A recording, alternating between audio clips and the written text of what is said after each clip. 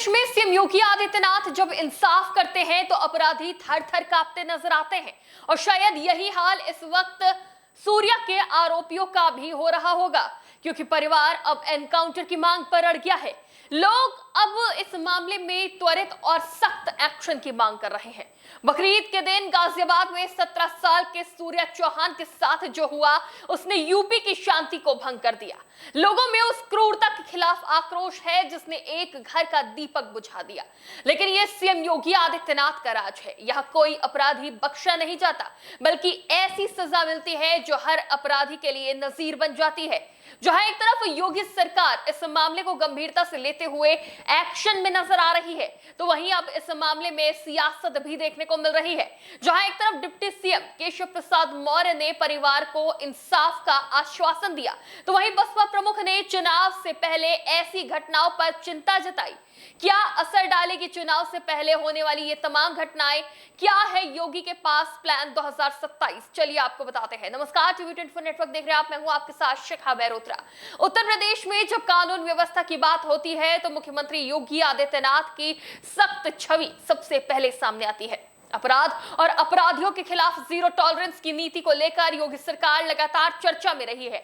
यही वजह है कि अब प्रदेश में किसी भी जघन्य अपराध के बाद लोग केवल गिरफ्तारी ही नहीं बल्कि त्वरित और कठोर कार्रवाई की मांग करने लगे हैं, एनकाउंटर की मांग करने लगे हैं। लेकिन चुनाव से पहले एक के बाद एक सामने आते मामले विपक्ष को योगी सरकार को घेरने का मौका भी दे रहे हैं। लेकिन CM Yogi Adityanath zero tolerance की नीति के तहत एक्शन लेते नजर आ रहे हैं। सूर्या मामले में भी पुलिस ने त्वरित एक्शन लेते हुए 3 मुख्य आरोपियों को गिरफ्तार कर लिया है और 2 को हिरासत में ले लिया गया है। इस मामले में जनता, हिंदू संगठन और परिवार ने पीएम मोदी और सीएम योगी आदित्यनाथ से बुलडोजर एक्शन और एनकाउंटर की मांग तेज कर दी है। सूर्या का पार्थिव शरीर जब घर पहुंचा तो परिवार का गुस्सा फूट पड़ा। परिवार ने अंतिम संस्कार करने से इनकार कर दिया और आरोपी पर सख्त एक्शन की मांग करी। अब इस मामले में डिप्टी सीएम ने इंसाफ का भरोसा दिलाया है पीड़ित परिवार को। गाजियाबाद की घटना पर डिप्टी सीएम केशव प्रसाद मौर्य ने कहा कि हत्यारा कोई भी हो बख्शा नहीं जाएगा, उसको खोज निकाला जाएगा और हत्या करने वाले को फांसी पर चढ़ने के लिए जो कानूनी कार्रवाई होती है वो कार्रवाई की जाएगी। डिप्टी सीएम ने कहा कि सरकार प्रदेश में कानून व्यवस्था को लेकर बहुत गंभीर है। जिन लोगों ने ऐसा अपराध किया है उनके खिलाफ कठोर से कठोर कानूनी कार्रवाई की जाएगी। खोरा की घटना पर डिप्टी सीएम ने कहा कि घटना के बारे में हमें भी जानकारी है। एक घर के चिराग को बुझा दिया गया है। 17 साल की उम्र में किसी की इस प्रकार से निर्ममता से हत्या करना ये मन के द्वेष को दिखाता है। उन्होंने कहा कि निश्चित तौर से जो मन में जहर भरा हुआ है वही उन्होंने हत्या के रूप में निकाला है। इसके लिए जो दोषी होंगे उनके खिलाफ कार्रवाई की जाएगी। शासन प्रशासन पीड़ित परिवार को इंसाफ का भरोसा दिला रहा है। डिप्टी सीएम ने साफ कर दिया है कि जो कानूनी कार्रवाई होती है आरोपियों को फांसी के फंदे तक पहुंचाने की वो करी जाएगी। लेकिन परिवार आरोपी असद के एनकाउंटर की जिद पर अड़ा हुआ है और उसके बाद ही दाह संस्कार की बात कह रहा है।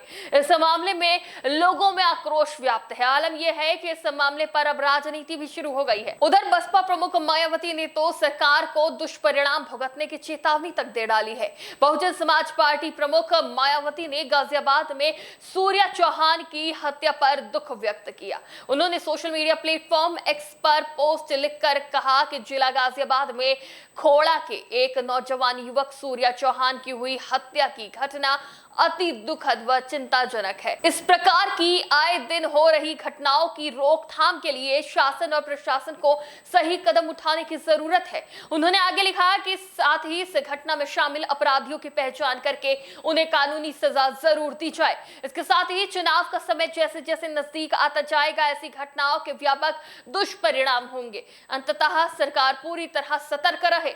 इससे पहले मायावती ने शुक्रवार को ग्रेटर नोएडा के जेवर में गोपाल शर्मा की हत्या पर दुख व्यक्त किया था। उन्होंने एक्स पोस्ट में लिखा था कि ग्रेटर नोएडा के जेवर में की गई लगभग 15 वर्ष के गोपाल शर्मा की हत्या अति दुखद और चिंताजनक है। सरकार इस घटना की उच्च स्तरीय जांच कराए और इसके सभी अभियुक्तों को कड़ी सजा दी जाए। हमीरपुर हादसे पर भी उन्होंने एक्स पर पोस्ट कर लिखा था कि हमीरपुर में निर्माणाधीन पुल के गिरने से कई मजदूरों की हुई मौत के प्रकरण को भी सरकार गंभीरता से लेते हुए मृतकों के आश्रितों को उचित आर्थिक मदद दे और घायलों का भी विशेष ध्यान रखा जाए। चुनाव से पहले छोटी से लेकर बड़ी तक हर घटना का तूल पकड़ना लाजमी है। ऐसे में विपक्ष को भी सरकार को घेरने का मौका मिल जाता है, लेकिन सीएम योगी आदित्यनाथ चुनावी तैयारियों के साथ साथ प्रदेश में कानून व्यवस्था को भी सख्ती से लागू करते नजर आ रहे हैं।